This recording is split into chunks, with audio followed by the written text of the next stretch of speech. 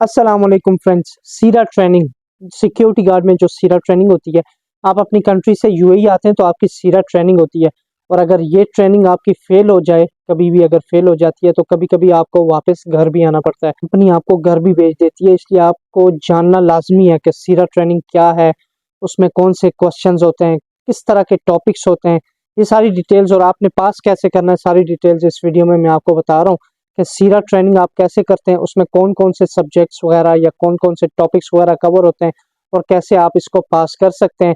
मेरा नाम है फरहान अब्बासी और आप मेरा यूट्यूब चैनल देख रहे हैं, इसको सब्सक्राइब कर लें अगर आपको वीडियोस वगैरह अच्छी लगती हैं तो, और दोस्तों के साथ भी ज़रूर शेयर करें प्लीज़। सबसे पहले सीरा ट्रेनिंग में कोर्सेज कौन से पढ़ाए जाते हैं, आप ये सामने आप स्क्रीन पर अपनी देखें, ये सारे कोर्सेज आपको नज़र आ रहे हैं, ये टॉपिक्स हैं, ठीक है। सीरा ट्रेनिंग में ये सारे टॉपिक्स कवर किए जाते हैं। सबसे पहले जो है वो एक ग्रुप ऑर्गेनाइज किया जाता है, यानी कि एक क्लास आपकी ऑर्गेनाइज की जाती है। फिर उसके बाद आपको जब आपकी ट्रेनिंग वगैरह स्टार्ट होती है तो सिक्योरिटी गार्ड के रूल्स एंड रिस्पॉन्सिबिलिटीज, यानी कि क्या रोल्स हैं, ठीक है, सिक्योरिटी का क्या रोल होता है उसकी ड्यूटी में या उसके ड्यूटी प्लेस पे, उसकी क्या रिस्पॉन्सिबिलिटीज होती हैं, उसकी जिम्मेदारियां क्या होती हैं, ये इसके बारे में आपको पढ़ाया जाता है।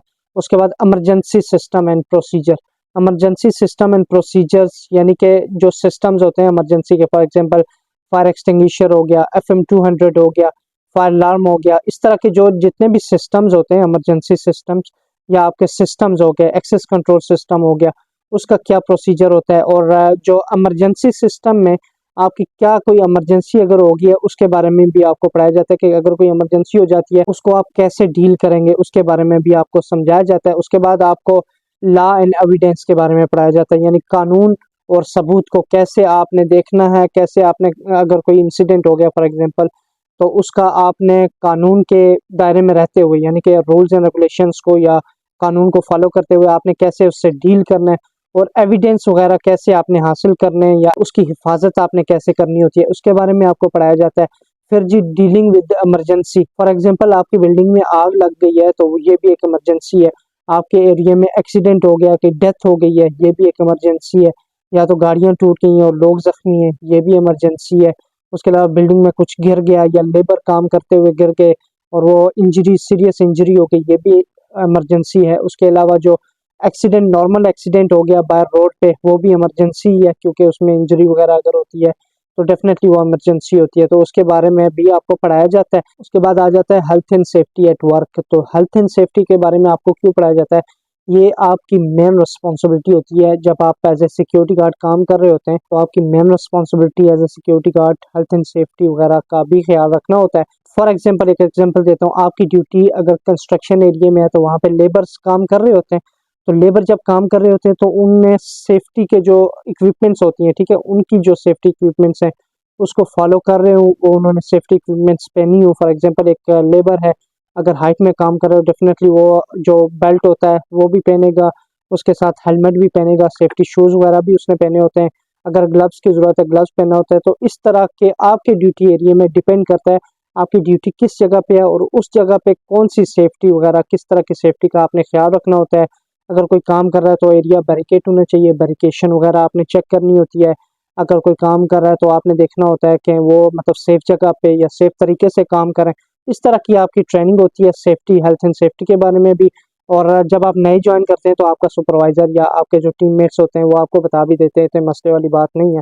उसके बाद सर्चिंग के बारे में कि आप कैसे इस बंदे को, किसी बंदे को या किसी एरिया को या किसी गाड़ी को आप सर्च कर सकते हैं, कौन से बंदे को या कौन सी जगह पे आपको सर्च करना अलाउ है, कौन सी जगह पे आपको नहीं अलाउ है, ये भी एक मेन चीज़ होती है यहाँ पर। क्योंकि जब आप सर्च करते हैं तो आपने किस तरह सर्च करनी है। फॉर एग्जांपल, एक जो सिस्टम है कि आप कैमरे के सामने सर्च करें या आपका साथ दूसरा जो एविडेंस है वो होना चाहिए, आप किसी की सर्चिंग वगैरह करते हैं तो उसके बाद जिस सर्च होता है पर्सनस और व्हीकल, यानी कि बंदे को और गाड़ी को कैसे आपने सर्च करना होता है, किस तरह से। फॉर एग्जांपल देखो, नॉर्मली एक मिसाल, एक एग्जांपल देते रहते हैं सीरा वाले कि अगर किसी लेडी का पर्स आप सर्च कर रहे हैं या किसी बंदे का पर्स आप सर्च कर रहे हैं, उधर आपका एविडेंस नहीं है या कैमरा नहीं है, तो अगर लेडी या वो बंदा कह दे कि आपने मेरे 500 रुपये चुरा लिए हैं, तो आप उसको कैसे प्रूफ करेंगे। डेफिनेटली जब आप सर्च करते हैं तो आपके साथ कोई एविडेंस होना चाहिए।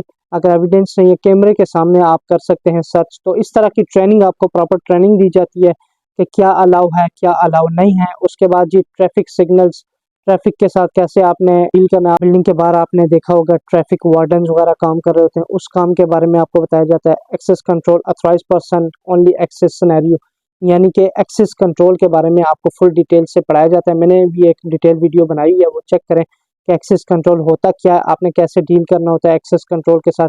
यानी कि ऑथराइज पर्सन को चेक करना होता है, जो बंदे अलाउ है उनको अलाउ करना होता है, जो अलाउ नहीं है आपके एरिया में उनको एक्सेस जो है वो बंद करना होता है, रिस्ट्रिक्ट करना होता है, उनको अलाउ नहीं करना होता। इस तरह का आपको ट्रेनिंग दी जाती है। फिर इफेक्टिव पेट्रोलिंग, पेट्रोलिंग आपने कैसे करनी है, पेट्रोलिंग के दौरान आपने क्या चीज़ें नोट करनी होती हैं, इसके बारे में भी आपको पढ़ाया जाता है कि आप जब ड्यूरिंग पेट्रोलिंग अगर आपको सेफ्टी इशू नोट करते हैं तो आपको क्या करना चाहिए। अगर आपने देखा कुछ सस्पिशियस एक्टिविटी है तो आपको क्या करना चाहिए, सारा कुछ आपको बताया जाता है जी। Crime scene preservation and crime scene scenario, CID, crime scene के बारे में आपको पढ़ाया जाता है कि अगर कोई फॉर एग्जांपल मर्डर हो जाता है तो उसको आप कैसे प्रोटेक्ट करेंगे, उस एरिया को, क्राइम सीन को कैसे प्रोटेक्ट करेंगे, इंसिडेंट वाला एरिया उसको कैसे प्रोटेक्ट करेंगे, जो एविडेंस है उसको कैसे प्रोटेक्ट करेंगे, लोगों को कैसे भगाएंगे या दूर करेंगे। इस तरह की मतलब ऑफिशियली ट्रेनिंग आपको दी जाती है। उसके बाद ही आपको डिप्लॉय किया जाता है, मसले वाली बात नहीं है, सब आपको बताया जाता है ट्रेनिंग के दौरान। फिर फायर सेफ्टी थ्योरी वगैरह के बारे में, फायर के बारे में आपको पढ़ाया जाता है, सारा कुछ बताया जाता है कि फायर में क्या क्या सिस्टम होता है, आग लग जाए तो आपने कैसे उसको डील करना है, किसको इन्फॉर्म करना है, कब आपने फायर अलार्म ऑन करना है, जो मैनुअल कॉल पॉइंट होता है MCP जिसे बोलते हैं, उसको कैसे ऑन करना है, कैसे बंदों को इवैक्यूएट वगैरह करना है, ये सारी डिटेल्स आपको बताई जाती है इसी सीरा ट्रेनिंग में जो आपकी ट्रेनिंग होती है। फिर सिक्योरिटी लॉस, ठीक है, लॉ ऑफ द लैंड, यानी कि सीरा और सिक्योरिटी के बारे में जो उनके जो कानून हैं, ठीक है, उनको कैसे आपने फॉलो करना है और क्या कानून है, ठीक है, क्या आपको अलाउ है क्या अलाउ नहीं है, इस सब की डिटेल्स आपको इसी कोर्स में बताई जाती है। उसके बाद कस्टमर केयर, कस्टमर सर्विस क्यों ज़रूरी होती है सिक्योरिटी में, क्योंकि आपने अपनी कंट्री में देखा होगा कि जो सिक्योरिटी गार्ड्स होते हैं उनके पास गन होती है, बंदूकें वगैरह, राइफल्स वगैरह होती हैं, और इधर जो है वो सिक्योरिटी के पास गन नहीं होती, ठीक है। सिक्योरिटी की जो इक्विपमेंट है वो एक पेन होती है, पेन, और एक उसकी नोटबुक होती है, ठीक है, पॉकेट बुक या नोटबुक आप बोल सकते हैं। तो वो जो है वो एविडेंस नोट करता है, उसको राइट करता है, एविडेंस की टाइमिंग वगैरह, और पूरा जो सिनेरियो है वो एक रिपोर्ट अपनी डायरी में या अपनी पॉकेट बुक में लिख के रखता है। फिर वो रिपोर्ट बनाता है, या पुलिस को इन्फॉर्म करना हो या जिसको भी करना हो तो इसके बारे में आपको बताया जाता है। और कस्टमर सर्विस में ये होता है कि जब आप ड्यूटी पे होते हैं, बिल्डिंग में आप एक रिस्पॉन्सिबल पर्सन होते हैं, तो किसी को कोई भी मसला होता है ना यहाँ पे, तो सबसे पहले बोलते हैं सिक्योरिटी की तरह, सिक्योरिटी को बुलाओ, तो फिर वो आपको अपना मसला बताते हैं। तो आपने प्रोफेशनली, पोलाइटली, ठीक है, पोलाइटली आपने और प्रोफेशनल तरीके से आपका बॉडी लैंग्वेज और कैसे आप प्रोफेशनली इस इशू को डील कर सकते हैं, इस तरह के बारे में आपको कस्टमर सर्विस की भी ट्रेनिंग वगैरह दी जाती है। उसके बाद communication skills, reporting of incident scenario, जैसे मैंने पहले आपको बोला इंसिडेंट का जो सिनेरियो होता है, ठीक है, रिपोर्ट राइटिंग इसको स्पेशली बोलते हैं। तो रिपोर्ट राइटिंग आपने कैसे करनी होती है, इसके बारे में आपको बताया जाता है। कॉन्फ्लिक्ट मैनेजमेंट, यानी कि जो आर्ग्यूमेंट हो रहा है, मैं आपको आसान अल्फाज में बता रहा हूँ, अगर कोई दो बंदों के दरमियान आर्ग्यूमेंट हो रहा है, आप उसको कैसे डील करेंगे। आपके साथ कोई आर्ग्यूमेंट कर रहा है, आपके साथ कोई लड़ाई कर रहा है, तो आप उसको कैसे डील करेंगे, ये इसके बारे में भी आपको प्रॉपर ट्रेनिंग दी जाती है। इसको कॉन्फ्लिक्ट मैनेजमेंट का नाम दिया जाता है। फिर जी ड्रग्स के बारे में आपको ट्रेनिंग दी जाती है कि कैसे आप नोट कर सकते हैं, या तो आपको अगर नोट करें किसी के पास है तो आपने क्या करना होता है, आपका एक्शन टेकन क्या होना चाहिए। उसके बाद फर्स्ट एड का कोर्सेज होते हैं। फर्स्ट एड होता है क्या जी, आपने देखा होगा जब अगर कोई बंदा जख्मी हो जाए तो सिक्योरिटी वाला या आप फर्स्ट एडर्स तो देखते हैं, वो लोग आके उनको फर्स्ट एड देते हैं, ठीक है। बिल्डिंग में आपके फर्स्ट एड बॉक्सेस होते हैं, इक्विपमेंट्स आपकी पूरी होती हैं। तो जब आप देखते हैं कोई अगर नॉर्मल इंजरी है, ठीक है, माइनर इंजरी है किसी में, तो आप खुद फर्स्ट एड देते हैं, क्योंकि आपको ये ट्रेनिंग दी जाती है, ठीक है। उसमें आपको बताया जाता है आपने प्लस्तर कैसे करना है, ठीक है, किस बंदे को आप फर्स्ट एड दे सकते हैं, किस बंदे को आप फर्स्ट एड नहीं दे सकते, सिचुएशन में आपने एम्बुलेंस इन्वॉल्व करनी है, किस सिचुएशन में आपको पुलिस इन्वॉल्व करनी होती है, किस सिचुएशन में आपने बंदे को टच नहीं करना, उसको रहने देना, एम्बुलेंस के आने का वेट करना, ये सारा कुछ आपको फर्स्ट एड कोर्स या फर्स्ट एड ट्रेनिंग में आपको दिखाया जाता है। फिर जी security and emergency systems and procedures, उसके बारे में ये लोग ब्रीफ करते हैं, यानी कि डिटेल्स के साथ वो लोग बात करते हैं। Law and evidence preservation of crime scene, effective journals, access setting, inspection. Inspection क्या मतलब कि अगर कोई मसला हो जाए कहीं जगह पे तो आप इंस्पेक्शन कर सकते हैं या नहीं कर सकते हैं, ये आपको सारा कुछ सिखाया जाता है इन्हीं कोर्सेज वगैरह में।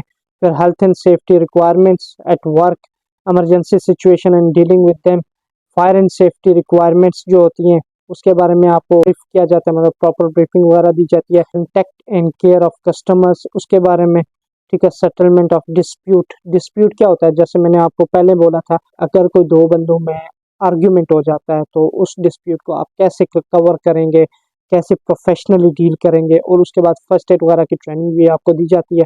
अब ये सामने आप स्क्रीन पर देखें, ये आप स्क्रीन पर देख सकते हैं कि कोर्स की फ़ी वगैरह इन्होंने दी हुई है, क्योंकि ये मैंने सारी वेबसाइट में चेक करके सारी जो परफेक्ट एक्यूरेट डिटेल्स हैं वो आपको बता रहा हूँ। तो इसमें कोर्स की जो लैंग्वेज है वो अरबिक और इंग्लिश होती है, ठीक है। जो कोर्स फ़ी 1000 है, ये हाफ है, ठीक है। इसमें फर्स्ट एड और फायर फाइटिंग वगैरह, ये सारा पीओडी, पीपल ऑफ डिटर्मिनेशन, उसकी ट्रेनिंग्स वगैरह ऐड नहीं है इसमें। तो ये सिर्फ 1000 यानी कि जो क्लास होती है आपकी उसकी है। इसमें इंग्लिश में भी आपकी ट्रेनिंग होती है या एग्जाम होते हैं, और अरबिक में भी आपके एग्जाम, आपको अगर अरबिक आती है अरबिक में कर सकते हैं, आपको इंग्लिश आती है इंग्लिश में कर सकते हैं। 5 दिन ड्यूरेशन होता है, आप ये सामने देख सकते हैं, संडे टू थर्सडे, ठीक है। ये 5 दिन आपकी ड्यूरेशन होती है कोर्स की, जिनों में आप कोर्स कर सकते हैं, और 5 दिन में ये कोर्स ख़त्म होता है, आपकी ट्रेनिंग ख़त्म होती है। और 40 घंटे ट्रेनिंग के जो घंटे होते हैं टोटल, आपने 40 घंटे आपने ये पूरी ट्रेनिंग करनी होती है। उसके बाद आपको जो है वो 60% मार्क्स लेने होते हैं, ठीक है। 60% वाला पास होता है इसमें। तो अगर आप इंटरेस्टेड हैं तो ये सारी डिटेल्स आपने खुद देखी। उसके बाद एक और चीज़ है, मैंने पहले बताया था कि इसको कोर्स को पास कैसे करना है। तो पास करने के लिए बिल्कुल भी मुश्किल नहीं है। 4 दिन ट्रेनिंग होती है, 5वें दिन आपका टेस्ट भी होता है और फिजिकल फिटनेस भी होता है। फिजिकल फिटनेस में हम अगर बात करें तो फिटनेस में आपका लॉन्ग जंप होता है, हल्का फुल्का लॉन्ग होता है, बहुत ज़्यादा लॉन्ग नहीं होता, नाम ही लॉन्ग है, पर ये ईजिली बंदा पास कर सकता है। जंप मुश्किल नहीं होता। पुश होता है, यानी एक बड़ी मशीन है, ठीक है, इतनी बड़ी भी नहीं है, आप इजीली पुश कर सकते हैं। उसको ऐसे आपने पुश करना होता है, फिर वापस पुल करना होता है अपनी तरफ। तो इसके बारे में, ठीक है, ये भी टेस्ट होता है। ये एक फिजिकली अगर आप फिट हैं तो इजीली आप कर सकते हैं। मेन चीज़ जो आपका होता है वो रनिंग होती है, ठीक है। रनिंग जो है वो इसमें कंपटीशन होता है। अगर आप रनिंग सही से करना जानते हैं तो आप इजीली पास कर सकते हैं। अगर सही से नहीं भी करना जानते हैं तो उस वक्त अगर आप रुकेंगे नहीं जब तक विसल बजती, ठीक है। राउंड्स होते हैं, अराउंड 30 राउंड्स होते हैं, ठीक है। एक हॉल होता है, बड़ा लंबा हॉल, उसमें 30 राउंड्स आपने मारने होते हैं। उसके बाद वो आपको बोलते हैं ओके स्टॉप, तो मतलब कि आप पास हैं। तो इस तरह की ये आपकी फिजिकल फिटनेस जो होता है उसका टेस्ट या ट्रेनिंग वगैरह होती है।